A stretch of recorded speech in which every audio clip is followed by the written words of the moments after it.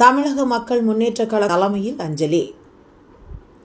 தேவேந்திரகுல வேளாளர் சமுதாய மக்களுக்காக போராடிய தேக்கம்பட்டி பாலசுந்தர ராசுவின் 75ஆம் ஆண்டு நினைவு தினம் இன்று அனுசரிக்கப்பட்டதை முன்னிட்டு தேனி மாவட்டம் ஆண்டிப்பட்டி தாலுகாவிற்கு உட்பட்ட தேக்கம்பட்டி கிராமத்தில் பாலசுந்தர ராசு நினைவிடத்தில் அரசியல் கட்சியினர் பொதுமக்கள் அஞ்சலி செலுத்தி வருகின்றனர்.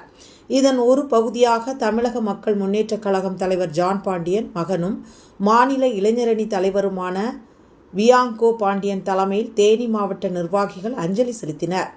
தேக்கம்பட்டி பாலசுந்தர ராசு நினைவிடத்தில் மாலை அணிவித்து வீரவணக்கம் என கோஷங்களை எழுப்பி அவருக்கு அஞ்சலி செலுத்தினர். இதில் தமிழக மக்கள் முன்னேற்றக் கழக மாவட்ட செயலாளர் பாலா உள்ளிட்ட ஏராளமான நிர்வாகிகள் கலந்து கொண்டனர்.